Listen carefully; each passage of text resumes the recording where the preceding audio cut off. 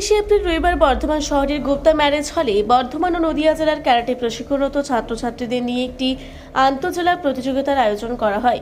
এই প্রতিযোগিতায় মোট 200 জন প্রতিযোগী অংশগ্রহণ করেন। বর্ধমান সদর পেয়ারা নিউট্রিশন ওয়েলফেয়ার সোসাইটির 6 জন প্রতিনিধি অংশগ্রহণ করেন, যারা সংস্থার উদ্যোগে সংস্থার তরফে সম্পূর্ণ বিনা পারিশ্রমিকে প্রশিক্ষণ পান। এই 6 জন প্রতিযোগী মল্লিকপুকুর বস্তি এলাকায় বসবাস করা প্রান্তিক শ্রেণীর মানুষ।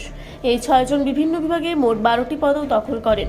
16 অনূর্ধ্ব 62 কেজির বেশি বয়সী বিভাগে ব্যক্তিগত কাতায় দ্বিতীয় হন এবং কুমিতিতে তৃতীয় হন মধুবনী বাগ। 16 অনূর্ধ্ব 47 কেজির কম বিভাগে ব্যক্তিগত কাতায় তৃতীয় হন এবং কুমিতিতে তৃতীয় হন সুপর্ণা পাল এবং 16 অনূর্ধ্ব 40 কেজির কম বিভাগে ব্যক্তিগত কাতায় তৃতীয় হন এবং কুমিতিতে তৃতীয় হন কল্পনা পাল।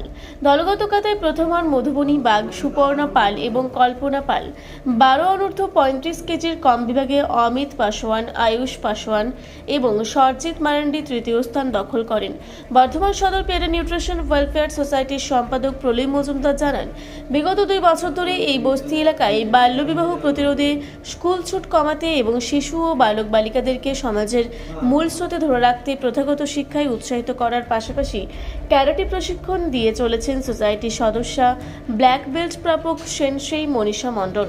ধারাবাহিক প্রচেষ্টার ফসল এই সাফল্য। এই সাফল্যের পেছনে বড় অবদান আইএসকেএফ ইন্ডিয়ার মুখ্য উপদেষ্টা সিহান শেখ লালু, আইএসকেএফ নদিয়ার মুখ্য উপদেষ্টা সেনসেই পরিতোষ শিকদার এবং আইএসকেএফ পূর্ব বর্ধমানের মুখ্য উপদেষ্টা সেনসেই টোটন দাস মহাশয়ের। এনারা 3 জন প্রতিযোগী ক্যারাটে পোশাক দান করেন। সময় সময় তাদের বিশেষ প্রশিক্ষণের ব্যবস্থা এবং প্রতিযোগিতায় অংশগ্রহণের ফি মকুবের ব্যবস্থাও করেন। এইরকম একটা পরিস্থিতি থেকে এই যে অন্ধকারময় জায়গাগুলো, সেই জায়গাগুলোতে আমরা আলোকিত করতে চাইছি যে কোনো বাচ্চা যেন শিক্ষার আঙিনা থেকে দূরে না থাকে এবং এই শিক্ষার মধ্যে তাদেরকে ধরে রাখতে গেলে আদতে দেখতে হবে যে সেই শিক্ষাটা কতটা কার্যকরী হচ্ছে এবং পড়াশোনার পাশাপাশি কিছু অ্যাক্টিভিটিস যেগুলো মন ভালো রাখে, যেমন হচ্ছে খেলাধুলা, এবং এই স্পোর্টসের একটা বড় জায়গা হচ্ছে ক্যারাটে। এবং যেহেতু আমাদের টিমের একজন সদস্য মনীষা মণ্ডল, যিনি নিজে ব্ল্যাক বেল্ট প্রাপক, সেক্ষেত্রে আমাদের সুবিধা হয়েছিল ক্যারাটেটা অনেক ইজিলি অ্যাক্সেস পেতে। এবং আমরা মনীষা ম্যাডামের হাত দিয়ে আমরা মল্লিকপুকুর বস্তি এলাকায় একটা প্রথম উদ্যোগ নিই যে এখানকার বাচ্চাদেরকে দিয়ে আগে আমরা শুরু করি এবং পরবর্তীতে বর্ধমান শহরের বাকি যে পিছিয়ে পড়া এলাকাগুলো আছে সেখানে আমরা এই লড়াইটা শুরু করব। এবং খেলাধুলোর মধ্যে থাকলে একটা সুস্থ প্রতিযোগিতার মানসিকতা তৈরি হয় এবং সাথে সাথে আত্মরক্ষার একটা বড় ব্যাপার, যে হিউম্যান ট্রাফিকিংয়ের যে ব্যাপারটা আমরা দেখি, যেখানে অশিক্ষা, অজ্ঞানতার অন্ধকার বেশি আছে, সেই জায়গাতেই সমস্যা অনেক বেশি। তো এখানে যাতে কোনো হিউম্যান ট্রাফিকিং না হয়, কোনো বাচ্চা যাতে পাচার না হয়ে যায়, তো আত্মরক্ষার অস্ত্র এদেরকে শেখানো এবং তার সঙ্গে সঙ্গে হচ্ছে যে পড়াশোনাটাও যাতে এরা কন্টিনিউ করে, এরা যেন কখনো চাইল্ড লেবার না হয়ে যায়, এই এতগুলো বিষয়কে মাথায় নিয়ে এখানে এই ক্যারাটে প্রশিক্ষণ শিবির তৈরি করা।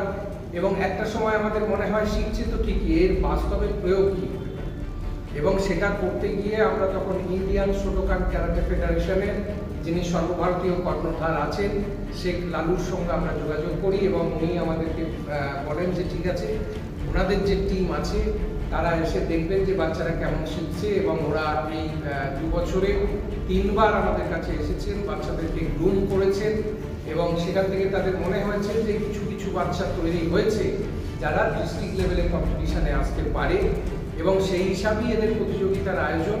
সেখানে বড় বাধা আমাদের যেটা ছিল যে প্রতিযোগিতার একটা এন্ট্রি ফি এবং ক্যারাটে পোশাক।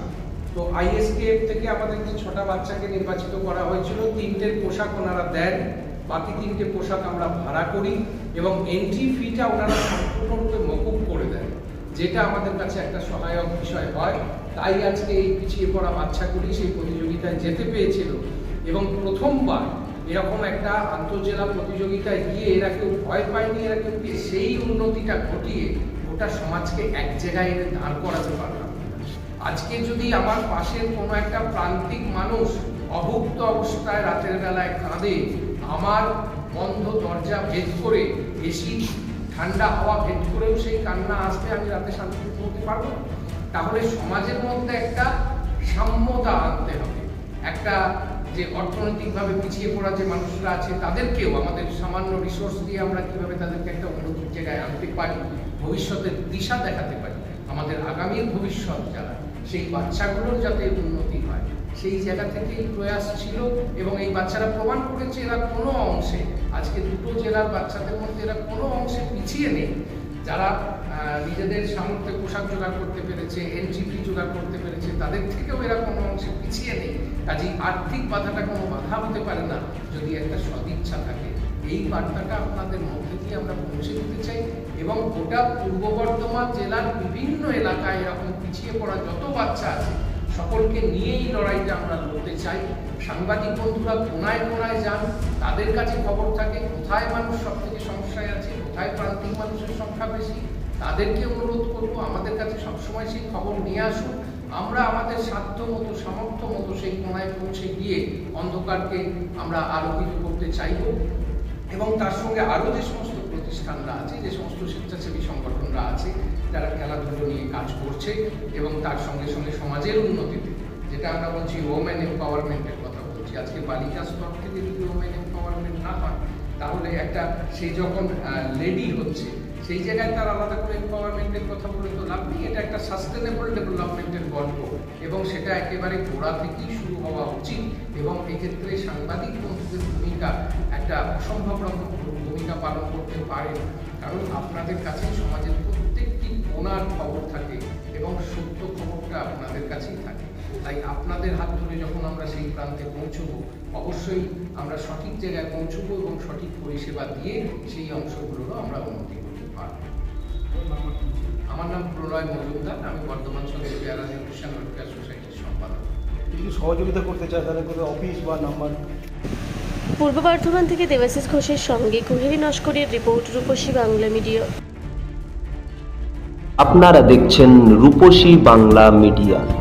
এখন একটা ছোট্ট বিরতি, ফিরে আসছি বিরতির পর। পুরুলিয়ায় পাত্রপাত্রী যোগাযোগের একমাত্র বিশ্বস্ত প্রতিষ্ঠান বিবাহ পরিচয়। আপনার মনের মতো জীবনসঙ্গী খুঁজতে পাশে রয়েছে বিবাহ পরিচয়। তাই আর দেরি না করে আজই যোগাযোগ করুন বিবাহ পরিচয়। Municipality commercial complex, second floor, Chaibasa road, opposite PWD office, Purulia. Mobile নম্বর 9232440272। ফিরে এলাম বিরতির পর। আপনারা দেখছেন রূপসী বাংলা মিডিয়া।